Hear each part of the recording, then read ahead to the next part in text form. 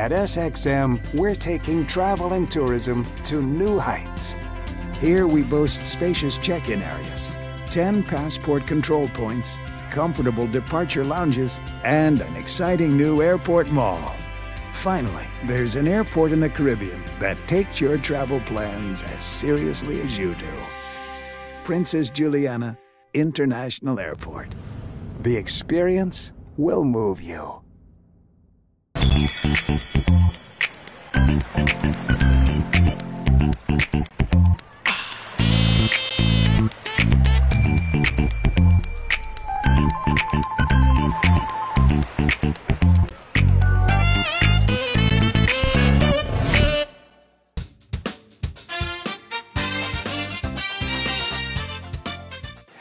Welcome to the Late Night Show. Hope everything is okay. Hope everything is all right. I'm your host, Andrew Dick. I know you missed me. Calm down. I am allowed to take a couple days off. Oh, yeah, stop it, man. I don't understand. Like, I feel the love, but at the same time, I'm like, hey, it's okay. You got Olivier that informing you. You have SMN. You have the Herald. Michael, allow me to take a little bit of rest, man. Jeez. But in any case, I'm back, I'm here, and I am able. We start off with a look at what is happening on the lovely island of St. Martin. We begin with the formateur receiving more time because you see the way the screening works is that certain individuals, certain minister candidates have to come with certain documents, and they did not fully do what they had to do, so they get sent back, and the formateur therefore needs more time. Until the end of the month, I believe. He had until the 3rd of March, and that's Luc Mercelina, had until the 3rd of March to give in his full report with all the minister candidates and the program for the government. However, that was not attainable, therefore he asked for more time until the end of March 2024. That means that the ministers, candidates will continue to be screened. Some have already passed. Names that I've heard already that passed is Lyndon Lewis, the Minister of Justice-to-be, if everything goes well. Also, Luc Mercelina, like mentioned several times. Dr. Anders Gracita Arenel also received a positive advice. And I believe Mr. Patrice Gomes also a positive advice. When it comes to the other minister candidates, they're still busy being screened. You know how it is. I heard that some were even pulled back some names. I'm not sure about it, so we have to wait to see if that is the case later this week. But for now, just relax. Government is still governing by Sylvia Jacobs' 2 cabinet, and they are still in charge until the governor decides to send them home, and the new ministers or some of the ministers already take office and take on 1 or 2 portfolios to hold the fort for now. Also, very interesting news, Bacchanal in the camp of URSM.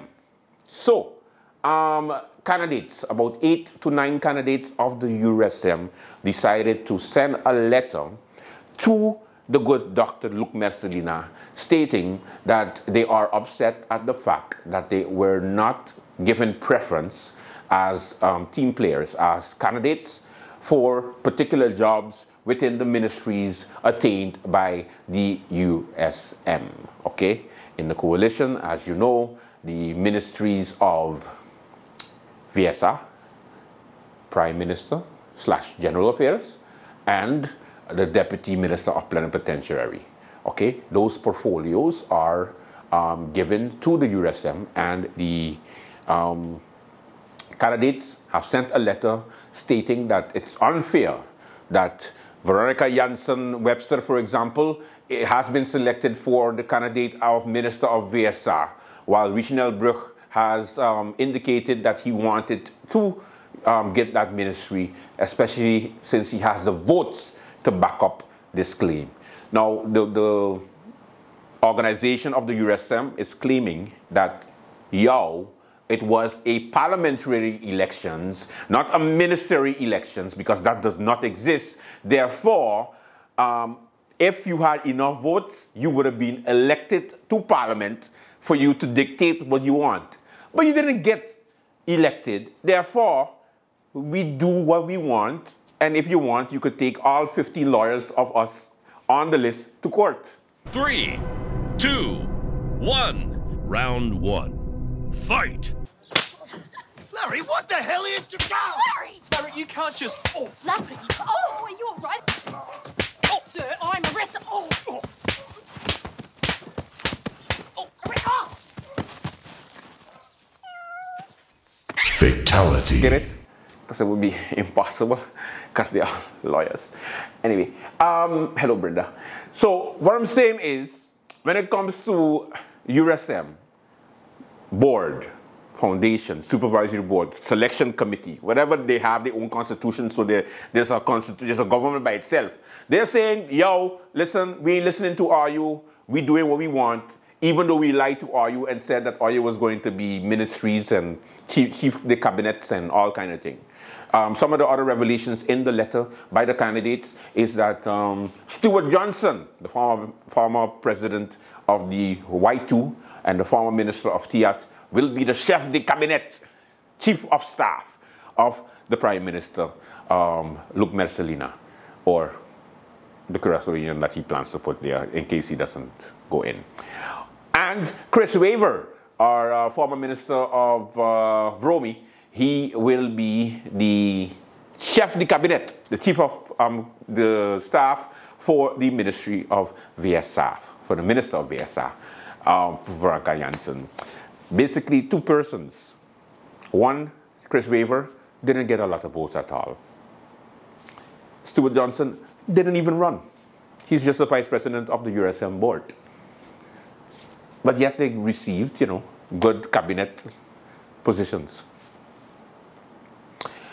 Now, just some open advice to the USM, especially since you lied to your candidates. At least go full out with the lie, which is very simple. There are multiple positions that can be created or can be shuffled within the ministries that you have attained. Therefore, instead of just telling these candidates to shut the hell up and just take it without Vaseline, all you have to do is give them the opportunity to at least feel valued. You're not valuing them because you are skipping them over to other persons who are qualified for the position and giving it to persons who started off in the trenches with you or started the party with you from the beginning. It does not matter. It's politics. And for some reason you think you can continue to cutthroat these candidates who give it their all. I remember USM candidates who were going house to house together with you, asking and begging for a vote, getting chased from neighborhoods, from houses.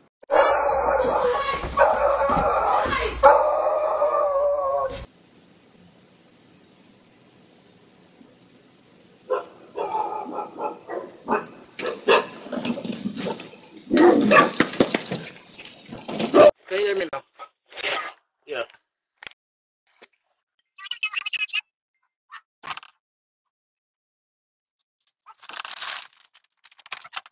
Hello. I'll listen. And the way you return their loyalty to your party, your new institution, is telling them F off because we the mighty USM and we will decide what to do with our mandate for the people. Doc, no man, come on now.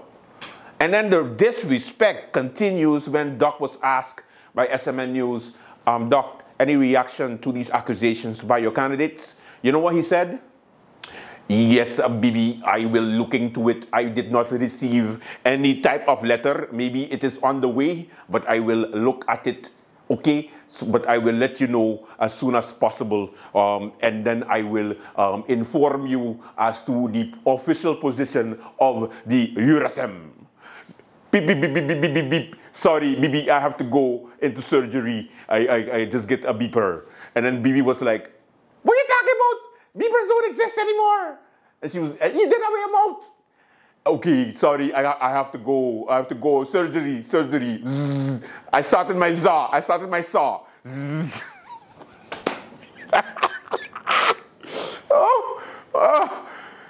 Any excuse. You know, William Allen had this whole, whenever you go and talk to William Allen, he always used to be like, hello?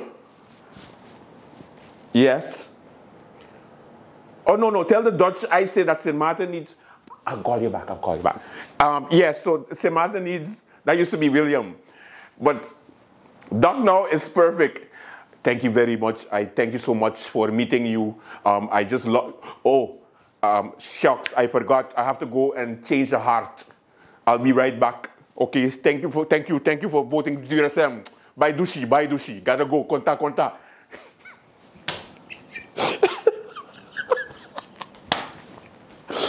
Oh! Stop playing with the people them talk. It's not nice. And for sure, they will not be participating in your party next time around. And you're going to need them. Whether elections is next year, next month, next 4 years from now. The potential that URSM had with all of this, what took place, it goes to show whether you'll come back in the next election or even be elected, because you'll have about 8 to 9 people basically stating that you're conniving, you're deceitful, and you don't keep to your word. Now, I know it's kind of the irony of having to keep the word as a politician is hilarious, because what the hell is that? When a politician tells you, you have my word, watch them and laugh in their face because they're lying. There's no such thing. No. Welcome to the show. We have a good one for you. Today we have the Council of Ministers press briefing, the farewell. The countdown is on while Severa Jacobs continues to inform you as to what is happening with her outgoing cabinet. Let's begin.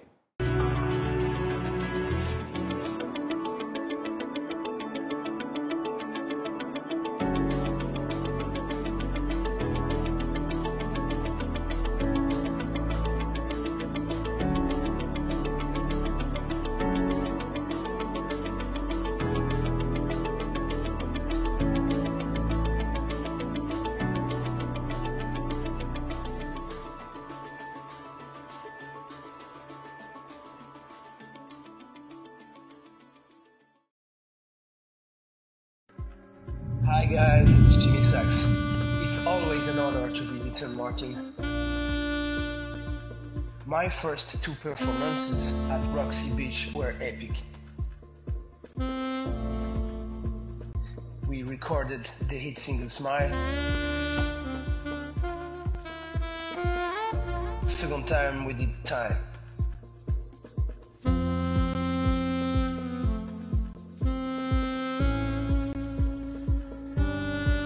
My third and final performance will be on March 23.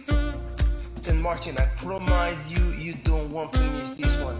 See you on March 23 at Roxy Beach. All the best, Jimmy Sachs.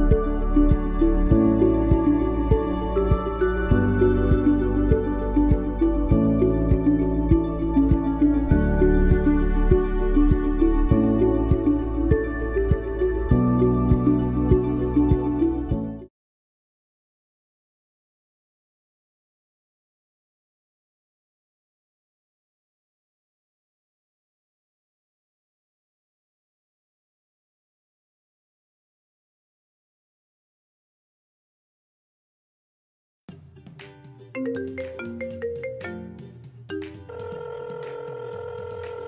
Mom. How are you? Hi, darling. I'm fine. Just calling to say hi. Oh, okay. We got over here. Girl, I hear watching this movie and it...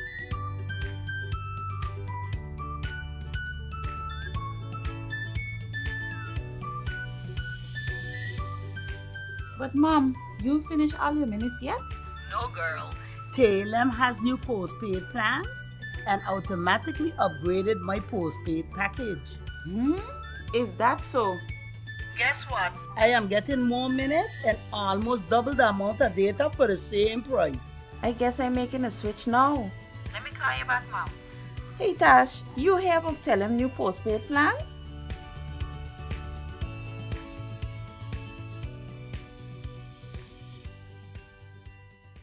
Welcome back to the late night. All right, let's begin with the press briefing. And of course, I had to also touch on a little bit before we go into the press briefing into the decrees that was recently given by the Minister of Justice. I think a couple of decrees were sent back from the governor with the signature, so some of the employees start to receive their official decrees.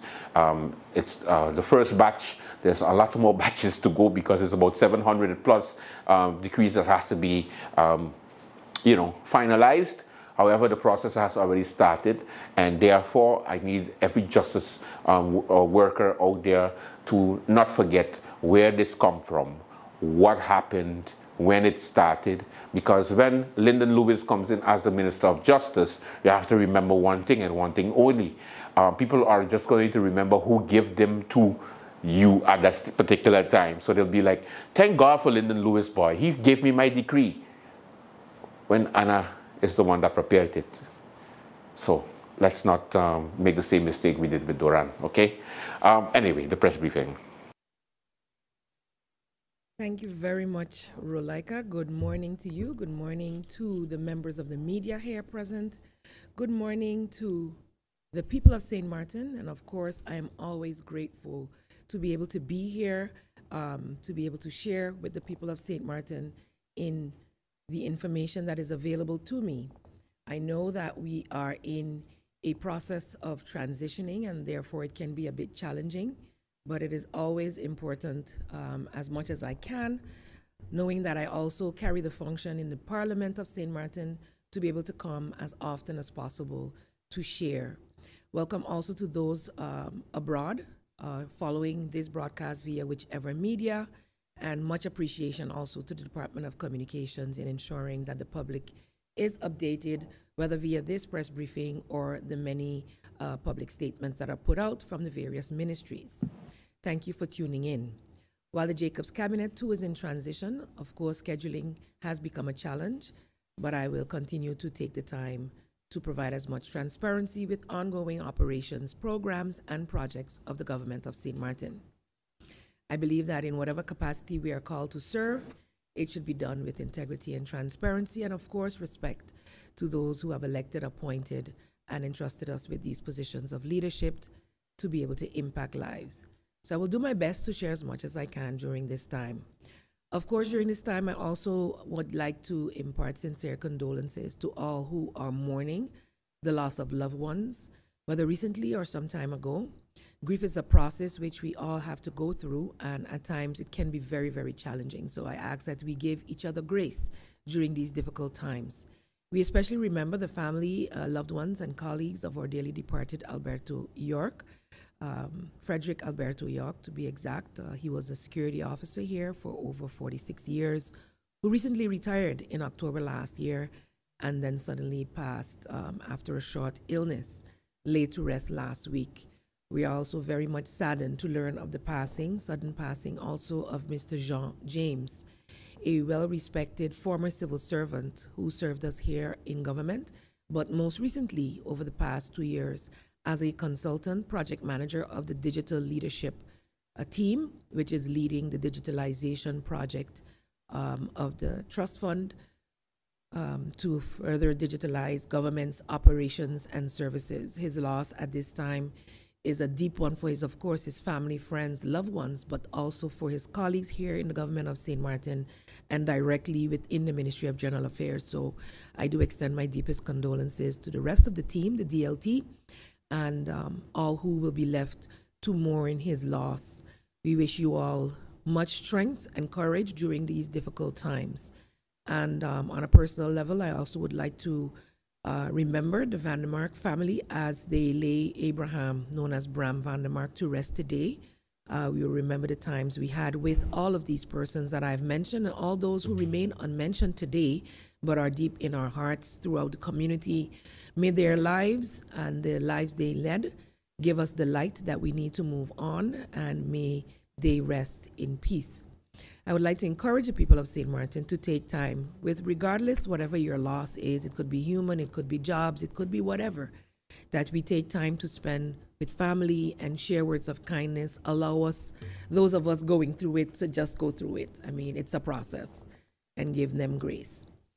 I'd like to update that the St. Martin Trust Fund Country Portfolio Performance Review will take place during the course of next week from the 11th to the 15th, 2024 at Sonesta.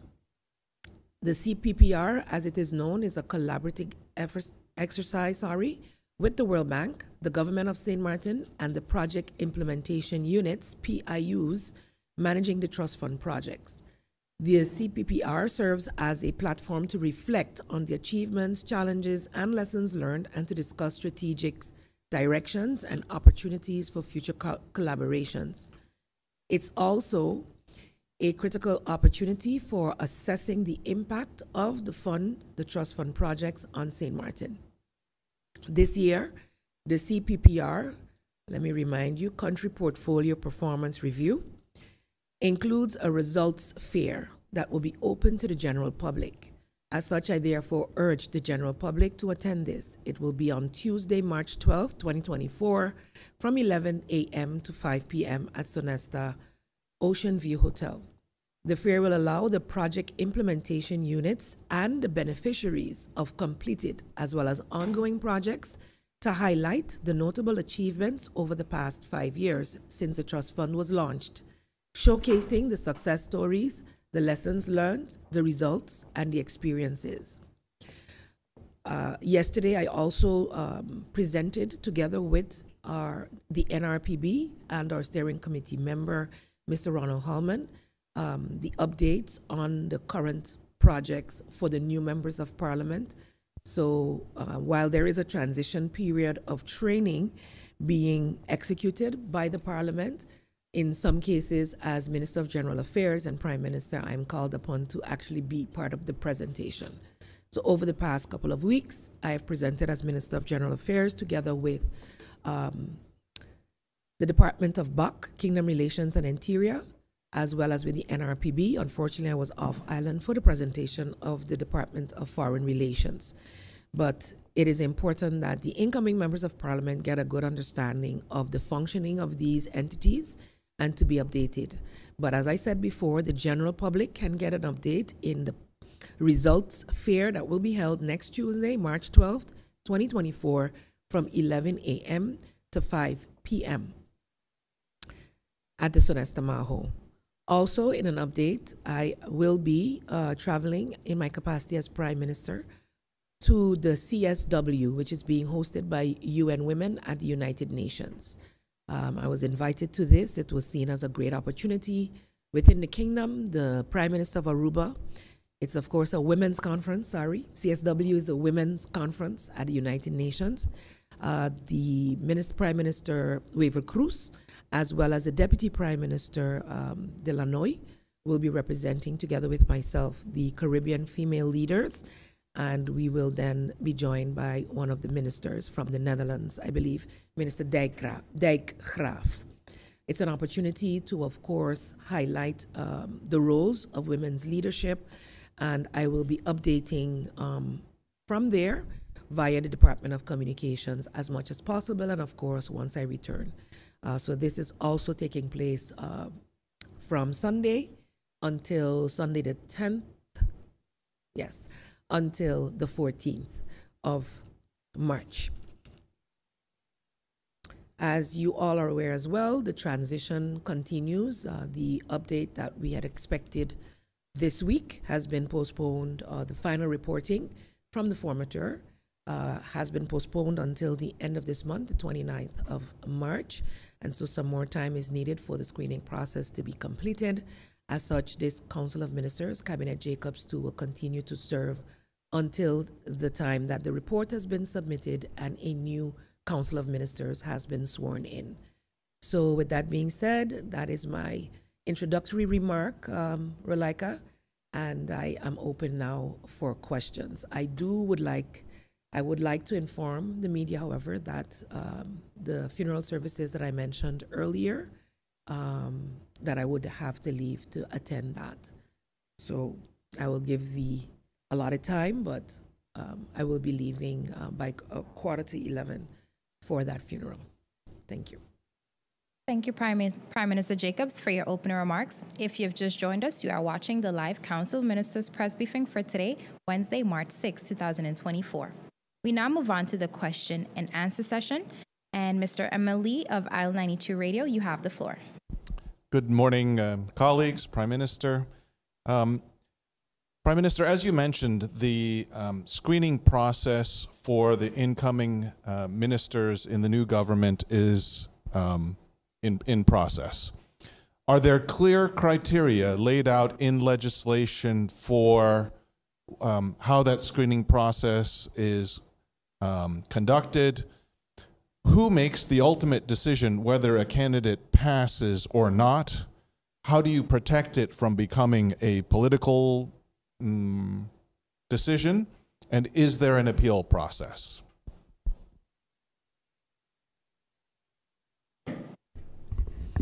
Thank you for that question, Mr. Lee. Having gone through the process yourself together with me several years ago, and having been the formateur in the last two processes that we have gone through, the screening of candidate ministers is based on the legislation, Integrity of Ministers. So that's a public document that you all can peruse. Based on what is stated therein, we are based on a national decree carrying out the screening voluntarily.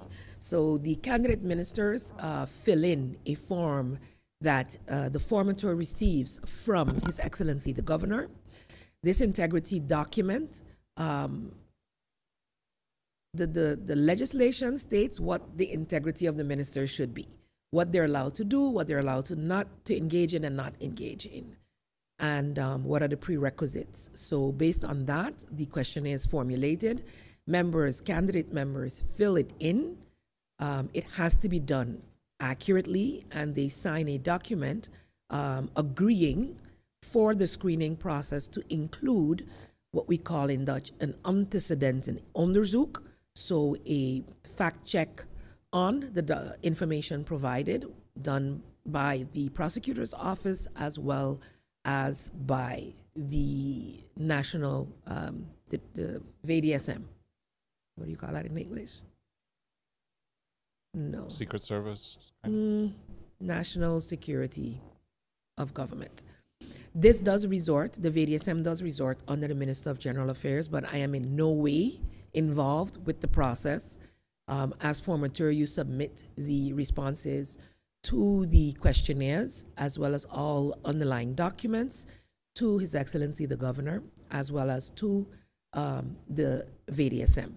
What we also do is we do not submit the entire document to the prosecutor's office. What we request is that a perusal of the court to determine whether the candidate minister has any running cases or convictions. And that is taken along in the determination as to the levels of integrity that are required for persons to serve and to be able to handle the public funds. So the decision at the end, we get a report. So the final report of the formateur goes to His Excellency the Governor, and in discussion with the formateur, the decision is then taken as to whether the persons can proceed or not based on what is found within the reports. So the report is all of the reports of the VDSM and the prosecutor's office are submitted to the formateur, which he then has to take along. In this case, it's a he, has to take along in his final report to His Excellency the Governor. At the end of the day, members of the Council of Ministers are appointed by national decree. The Governor and the Prime Minister or the incoming Prime Minister would have to sign off on those national decrees. And so the decision lies with those persons as to who make the final cut. So just for clarity, so the decision is ultimately made, a joint decision between the governor and the formateur. And I also had asked, is there an appeal process if somebody does not pass the screening? Is there a formal appeal process? I've never experienced an appeal process, so I'd have to do some research and have legal affairs give me some feedback on that. I know there's a whole debate and discussion in the public about this process. I think a lot of the people who are probably now involved don't recall what happened way back then.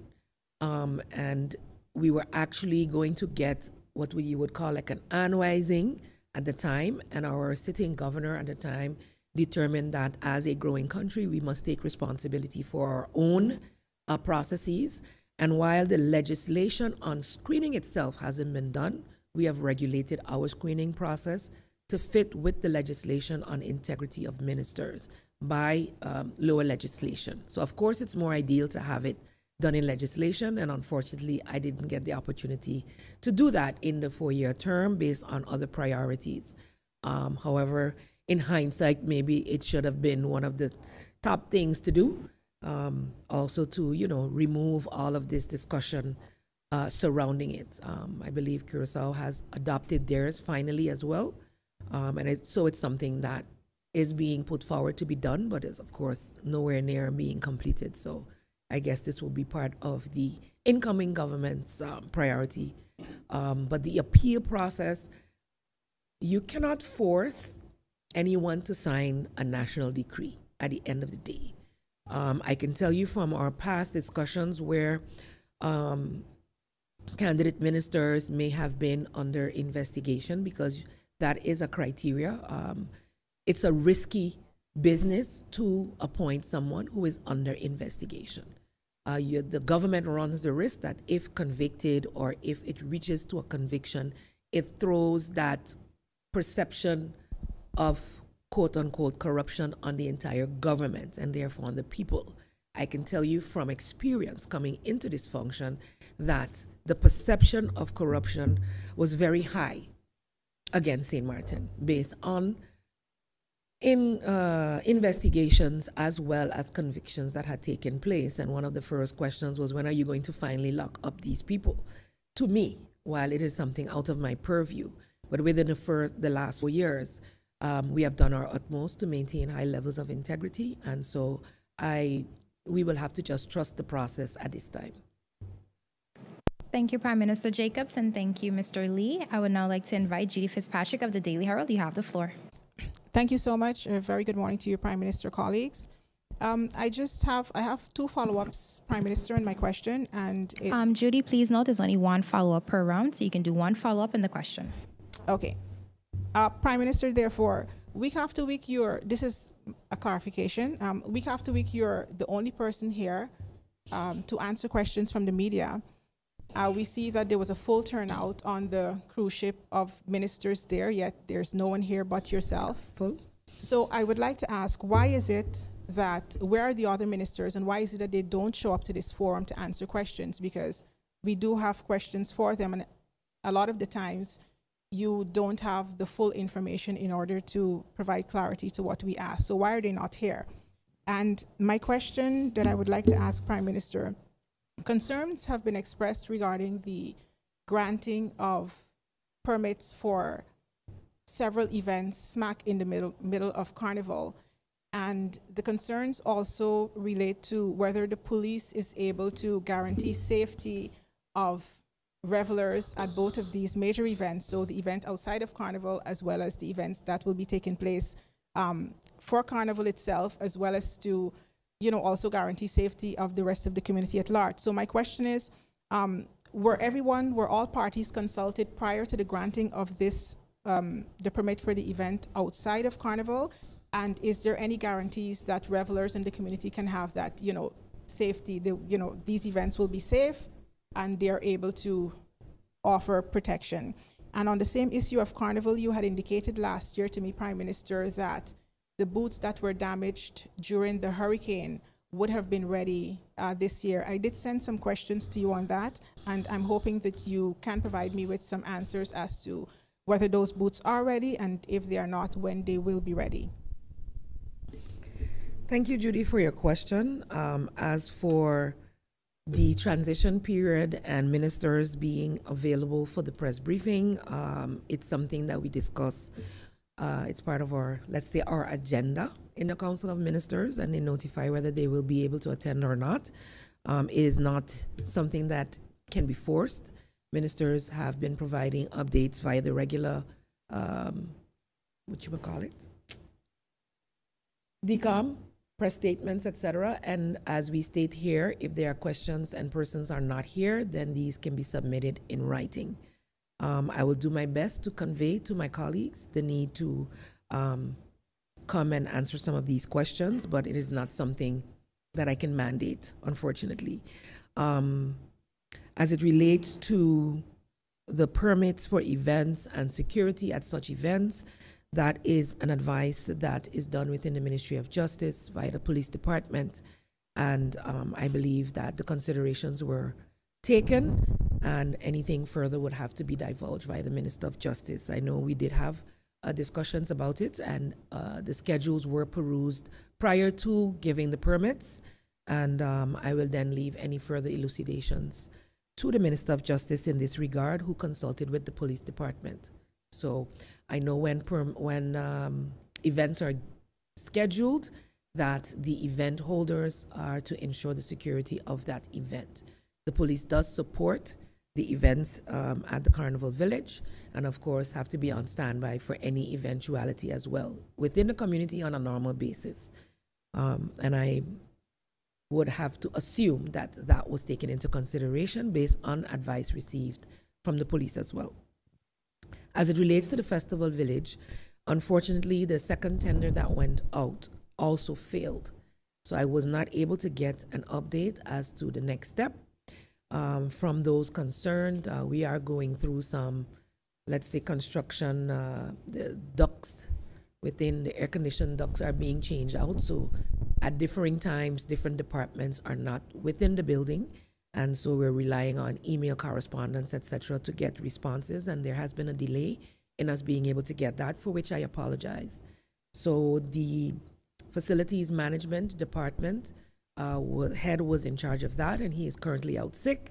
And so, it falls to the next person.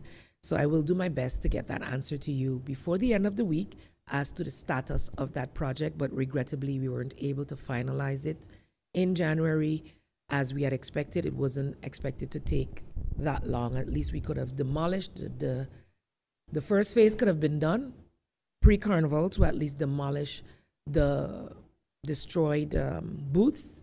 And I must say it is something that I take responsibility for. It falls within my purview that we were not able to execute in time for this Carnival as well. So my apologies to all stakeholders concerned.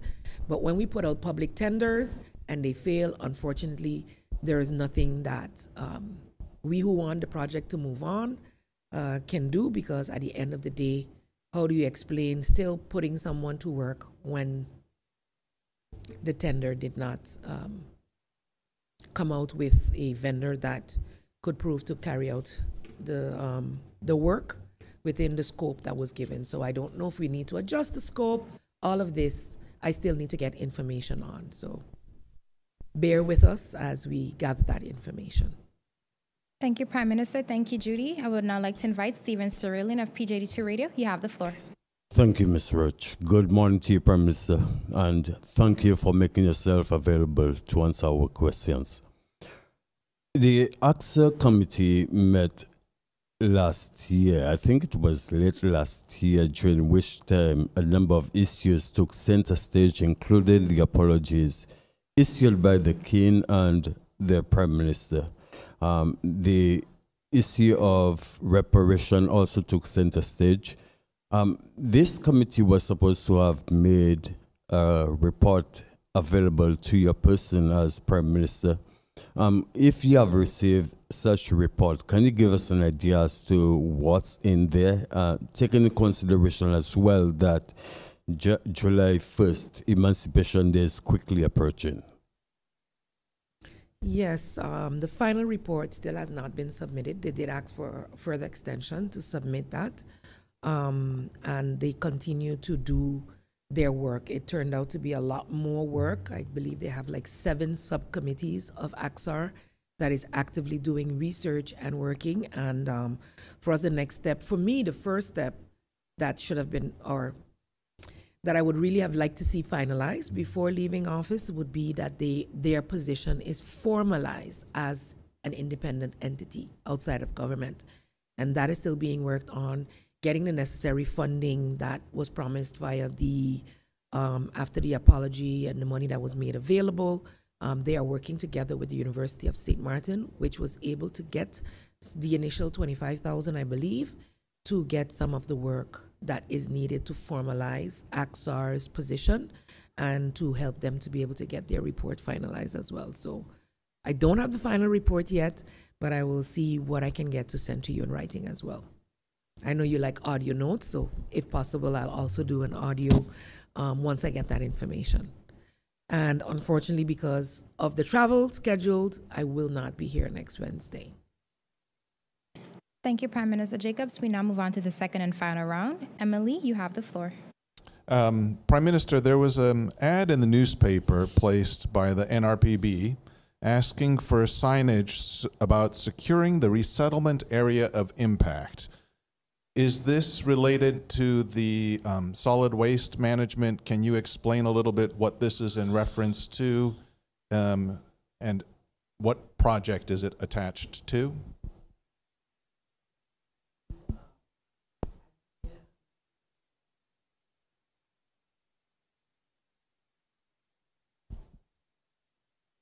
Sorry. As you may know, the resettlement area of impact around the landfill had to be evacuated, and that process is nearing its completion. And of course, then we have to secure it, of course, that persons do not re-enter. So we have to ensure that there is signage there to inform persons not to re-enter or rehabilitate that area. And that is being finalized. Of course, it has to be done publicly and transparently. And in my updates with the NRPB to the Parliament yesterday, there was a great interest to have further discussions on the EDMP project because it forms part of the Emergency Debris Management Project. So that's a very big project which has multiple activities included in it, including legislation for waste management, etc., that is in process, and the Waste Authority as well. So it is a lot of moving parts, but one of them is finalizing the resettlement of persons who were in that area that was considered the impact area that had to be cleared. So for clarity, does that mean that agreements have been made between government and the people in that resettlement area for some sort of compensation and relocation out of that area? So a committee was established. I believe Mr. Richards headed that committee on behalf through the NRPB. So it wasn't government directly involved in the resettlement itself, but a committee that was established within the NRPB, a project management group that looked at also the social impacts, assisting the persons there with whatever was needed. And as I mentioned, yes, they are close to the end of finalizing the agreements. Several have been already completed, and they are moving forward now to finalize that so that we can consider that part completed. Thank you, Prime Minister. Thank you, Mr. Lee. Judy Fitzpatrick, you have the floor. Thank you so much. So the other clarification I had, Prime Minister, it's in relation to a question that my colleague asked, and the fact that you mentioned that legislation is not fully completed in place, rather, as it regards to the screening process. So some concerns have been expressed as to whether the VDSM is legally authorized to be part of this screening process. Is this one of the areas that the legislation that you said is currently not in place to cover? So do they have the legal authority to be part of the screening process? And my question, Prime Minister, the General Audit Chamber held a press conference, I believe it was 2 weeks ago, in which they indicated that based on a report that they had conducted, they recommended that ministers as well as members of parliament return unused per diem, and also that ministers and members of parliament travel economy class rather than first class. They're indicating that this is taxpayers' money, and this way it would be more efficiently used. So my question to you, Prime Minister, I know that you're outgoing in your function as Prime Minister, but you will be in Parliament, so this would still apply to you. Are you willing to travel economy class, and do you agree that per diem that is not spent should be returned to government's coffers? And thank you so much. Thank you, Judy. First to the question as to the legality of the VDSM and the screening process. The VDSM's ordinance determines who they can and cannot screen. However, if government requires them to screen someone who is not within their purview, it has to be done with the permission of said person. Okay. So what has happened is that in us putting together lower legislation, we determined that by national decree that we would utilize this process. And in that's why I mentioned an integrity document is signed by the applicant or the candidate minister, wherein they agree to be screened by the VDSM, as well as to have a judicial research done via the courts of St. Martin. And the fact check that would take place based on the VDSM would focus on the facts that they placed in their form. So if you wrote in your form that, or within your CV, which is a document, a required attached document, that you have completed a bachelor's in the Netherlands or in the UK or in the US from this date to this date, they would fact check that. So this is how they judge the integrity of the ministers. You have to submit your finances and declare all bank accounts wherever they may be. You have to do certain things. So if then in their research they find that you did not declare, persons are given the opportunity to update their records in case they forgot. Things can be overlooked. And you have to, married persons in a relationship have to also do the same for their spouses. However, it is not as in-depth as an A-level or even a B-level screening that, say, the SGs and the CEOs of government-owned companies, CFOs, and other department heads have to go through. It is a very minimal screening to ensure that at least the integrity level of the minister, that they handle, that their taxes are up to date, and if not, that they have a payment arrangement, etc. So it's the candidate who has submitted the documents, submitted it and signed that they agreed to be screened. So if after the fact they are not approved as being able to sit as ministers, you agree to be screened. So I don't understand on what basis you are then able to go to court and appeal said decision. Yeah. In my opinion, and based on my experience, the legislation and courts could prove me wrong, because that is what it is there for, to challenge. That's what the court is there for, to challenge a law in its application and order lower legislations. But yes, and I reiterate, the ordinance that it is based on, the process that we now use, is the one on integrity of ministers. So I would suggest that you research that to see what is required in there, and basically the questionnaires and the information that has to be submitted relates to that. And then the question on the General Audit Chamber's report, We do have a travel policy in government where the amount is submitted. I know for sure at the civil servants level, the reporting has to be there. If it's always enforced, I cannot say off the top of my head, but legislation, or let's say lower legislation, already exists, policy exists, and can be further tightened to determine how that should be done. First class is used very broadly, but when we're booking for business travel, we're looking at business class, and sometimes it's not available. And we do travel, whether it's comfort or economy. At the end of the day, the office you hold is what you're representing. And so the opportunity to be able to travel and continue to work now that there's also Wi-Fi on board, etc. So it's basically a work trip. It's a work trip. It's not a pleasure trip. So it's not necessarily that you're going on first class to enjoy yourself.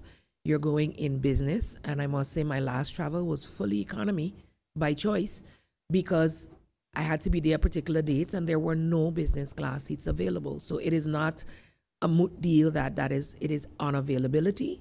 And I believe it comes with the territory. On St. Martin, we should be able to respect that. Opinions are there, yes. But when you travel in representation of the country, you are still, let me say in this current function, the Prime Minister. If I travel as a member of Parliament, you also have diplomatic immunities. So it comes with the territory, and I think we can improve the reporting aspect. Yes, because more often than not, lately, with the prices out there, especially New York, in Europe, the Netherlands, and in Washington, where I travel mostly, it is much more expensive than we would think. And especially for international travels, if you do not book 6 months in advance, it is quite high, much more than we would normally budget for. But it is important to represent at those fora. And so I think then we as government make the choices as to how we're going to, what is the, return on the investment of attending such a function. Thank you so much for that response. Thank you, Prime Minister. As we are constrained for time, I will go ahead and allow Stephen his question. Stephen, you have the floor. Thank you so much. Thank you, Ms. Roach. Prime Minister, I'm going to follow on the same press conference of the GAC. They also suggested that St. Martin eliminate the use of the CFT, as they strongly believe that there are other organizations on the island that can go do the work that the Committee for Financial Supervision is doing. Your reaction? Yes, and I would like to, before I go into that, still give a bit of the General Audit Chamber is a respected advisory body of government and parliaments. I didn't address the parliament part. Of course, the discussions over the years have been the budget of Parliament and their travels. And unfortunately, today at 11, the Parliament is meeting about those committees, those local committees, ad hoc and permanent committees of Parliament, but also the Parlatino ones. And I do have some strong feelings about that, which I would have liked to be in Parliament to express. But unfortunately, it is a family member that has passed away, and I have to pay my respects. If I get through, I will still return to Parliament to address on the Parliament level the travel issue. I would definitely want to see budget minimized for travel of Parliament. In fact, you know, it is we as Parliament that determine which committees we want to be on. And so I asked one of my faction members to, and I will send it in writing before the meeting, to remove me from a couple of them. I did do minimally, but now when you get the final overview, most of the committees are quite full. And if you want to do a good job, in my opinion, you have to be able to focus on a few things that you are either have a strength in or a strong interest in, and be able to bring things to the floor of Parliament. So while I believe that some of the Parlatino meetings that I have attended in the past were quite helpful, you get to discuss things with your regional colleagues. I don't know how much of the results of it we have made use of, to be honest. And so I would want to limit the travel to Par-Latino committees to at least 2 to 3 persons. I'm saying it here instead of on the floor of Parliament. My apologies. But we have to be more conscientious. What we have seen lacking in Parliament is good legislative support. So I would prefer to have budget reallocated from travels to or wherever else, or maybe increase budget in any case to legislative support. And that is my opinion on the matter, and I will reduce my participation to only 2 committees of Par-Latino, and I have to assess how many committees I've signed up for in the permanent and ad hoc committees, but I will definitely reduce those as well, because to be more effective, you need smaller committees, and if the committees is as large as the central committee, then it doesn't make sense to me to be effective in its work. So I hope I addressed that. And did I address the General Audit Chamber? What was the question? Oh, the CFT. I wholeheartedly agree with the General Audit Chamber. In fact, as you may recall, 2017, we had 2 balanced budgets. There are several, let's say, requirements to have the CFT removed. We are actually having a review done. We had a review done in 2021, and we're having another one done. I think it was 21 or 22. It's a periodic review that is done of the CFT. That's being done, and a committee, we have representation on that committee. And we had, the last report already mentioned some things and some recommendations and some maybe very lofty expectations that we should probably not be subject to any longer, seeing the reality of the world and the fact that, you know, risks happen and you can fall into a deficit budget, etc. So we have had 2 balanced budgets, 2016-17. We now have 2 balanced budgets, 2023, 22, I believe.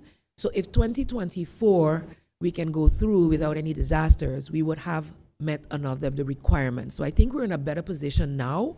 We've also caught up with our financial statements. So the level of accountability on St. Martin has raised, and I agree with them. There are other ways, the General Audit Chamber being one, to have the checks and balances within our finances here in government. So I agree we should look at ways in which we remove that that last condition that was placed on us in 2010 when we became a sovereign country within the state of the Kingdom of the Netherlands. That is a for the late night show. Thank you so much for watching. Until tomorrow, do have a safe and pleasant one. Bye-bye.